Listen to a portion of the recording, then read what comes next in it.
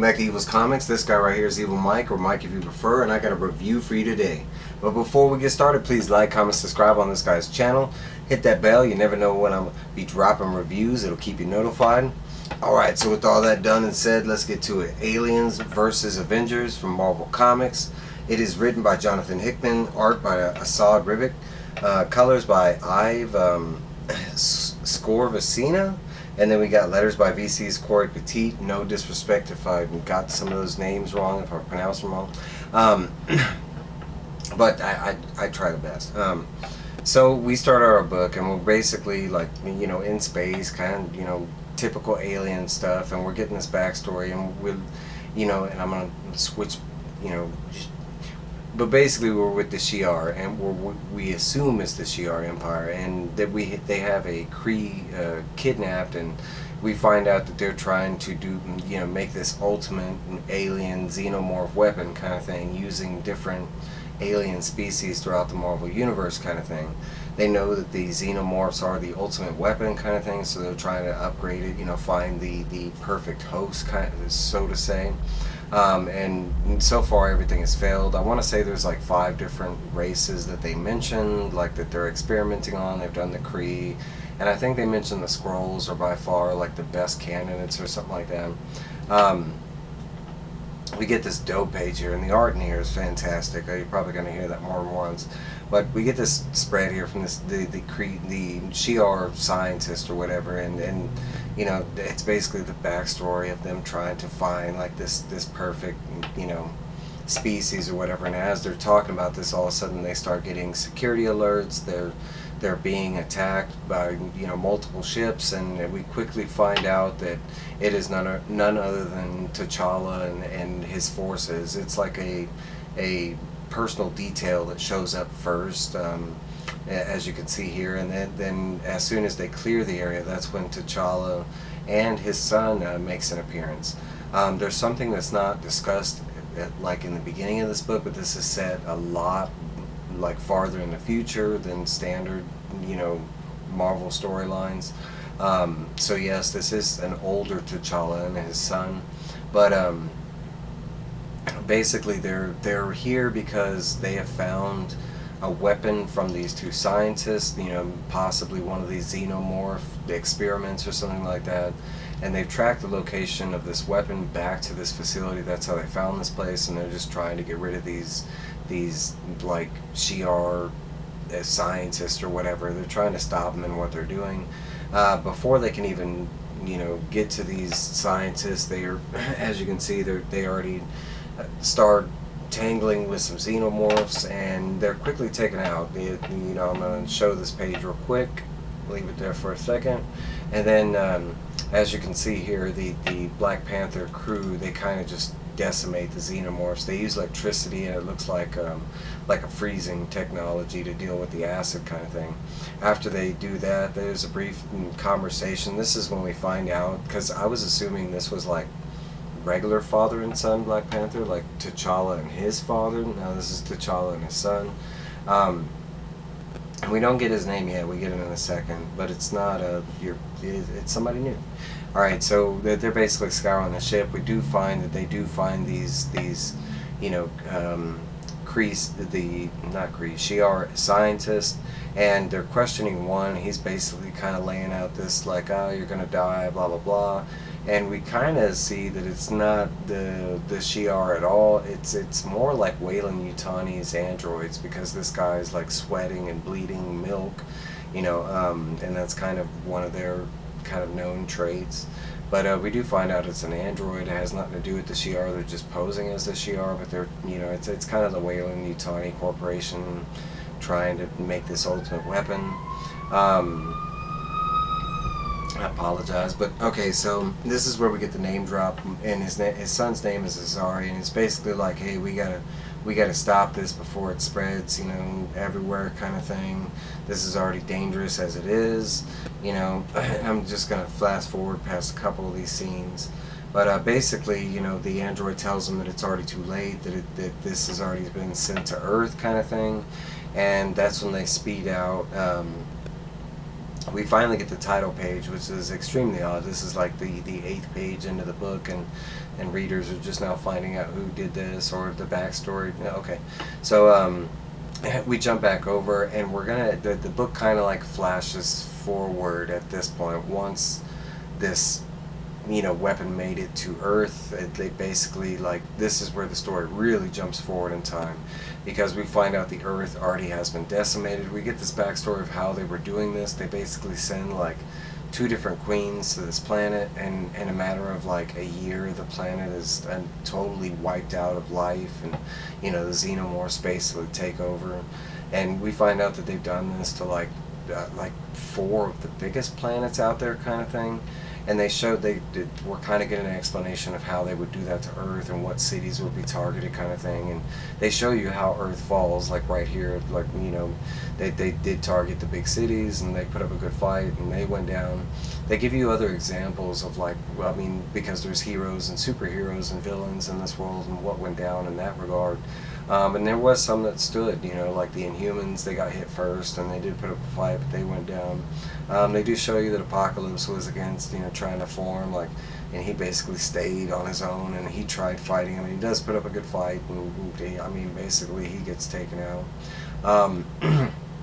So we kind of jump to our main story here, finally. And this is one character, I'm going to name him, and it's shown here. I mean, it kind of looks like this character, but I don't remember if we actually get anybody that says his name, so I'm not.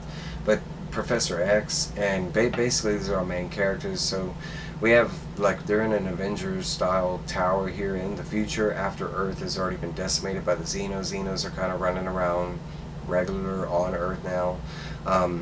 And the next scene over, we have Bruce Banner, and then we have Carol. I'm drawing a blank on her last name, but Captain Marvel. As you can see there, they are a lot older to what you're used to, but these are these heroes you'll see shortly after. But basically, we're getting this story about how most of the heroes and villains fell to the xenomorphs, and like Bruce Banner made this promise to Reed Richards that he would watch out for his daughter, and we find out his daughter's name is Valeria. And she's kind of just as talented and gifted as Reed and Sue was, kind of thing. But she's basically out on a mission, and she hasn't made it back, and she's supposed to be coming back with some secret weapon, against the xenomorphs. So he's just kind of telling the story to Carol. But eventually they get contact from Miles, that Miles is having issues trying to save Valeria, and so as you can see, Bruce ends up taking off, slams down, finds Miles, and sure enough, it's a whole bunch of xenomorphs that are trying to get to Valeria. She's in this vehicle trying to escape. Eventually Hulk just basically pulls up like a piece of the ground and then throws it at them. They do manage to escape. We go to our next page, and I'm kind of going to briefly pause for a second because I spanned really quick. There's a lot of story. Jonathan Hickman, he likes to put some story in some stuff. Alright, so we finally make it back to Avengers Tower, and basically we find out what that weapon is. And Valeria has this thought that she stole an egg from the hive, and it happens to be, I want to assume, a queen hive. I don't remember if that's being said, but it's a special egg. She made it foreign to the hive, lost a lot of people, kind of thing. But she believes that there is like a way to cut off the xenomorphs at the lowest level, and that's dealing with the eggs. If they can find like a component to kill them off at the lowest level, then they won't have this problem. And that's kind of her plan. She discusses that with all the other kind of remaining heroes. As you can see here, it's Carol, Bruce, Miles, and then Valeria. So we jump forward, and it's basically Bruce having this conversation with Professor X, and trying to explain just the dire strength there are and how the world's going on. Like I said, I'm gonna kind of pause for a second, but that's kind of all that happens here. But we jump back over, and Bruce is checking on Valeria, right? And she's locked up in this. She's on a time limit. She's trying to figure out how to extract the secret element from this egg, so she's locked in a lab. Bruce goes to check on her, and when he goes and check on her, she's not responding, and then he gets a video recording, and she lied. Big surprise. She actually made it into the nest, and the facehugger got a hold of her. She got infected. You know, she's carrying, and she was able to escape out of the hive because she was carrying. And we know that's how Xenos work. You know, they'll allow a human to escape the hive because they know one of them's in there and they ain't getting far, kind of thing. So sure enough, she made it back here. She felt like she had enough time to, you know, do the work that she needed to do. It failed. That's what this message is, because by this point, guess what? She already did. The thing already came out. Hulk, as you can see at the bottom of the screen, he does freak out, just rips open the door, goes through, and as soon as he does, we get a full bred. You know, this happened like a couple minutes ago, kind of thing, maybe an hour, we don't know. But Bruce ends up getting into this massive, you know, fight with the Xeno 101. Quickly takes it down, but actually, you know, gets damaged by the acid. Carol makes it there first to come check on Bruce because all the commotion and everything. Miles makes it in there, and I'm gonna kind of pause for a second so y'all can view the scene. But basically, they didn't clear the room. You know, there was somebody in there with them. Remember, there was you know, there was Valeria, and there was the egg, right? Well, sure enough, the facehugger grabs a hold of Miles. Miles goes down. They're all freaking out. You know, they're trying to figure out what to do. That's when our buddy Professor X rolls up and he's like, y'all know what you need to have to do. We can't, you know, we can't have this. You know, Miles turning into a Xeno, like, we don't even know what's going to come out of him mixed with the symbiote kind of thing. So they're already talking about, like, just, you know, putting Miles down, you know, doing the humane thing kind of thing. But we get to this next page and we get something extraordinary, right? Because we find out that symbiote beats xenomorphs.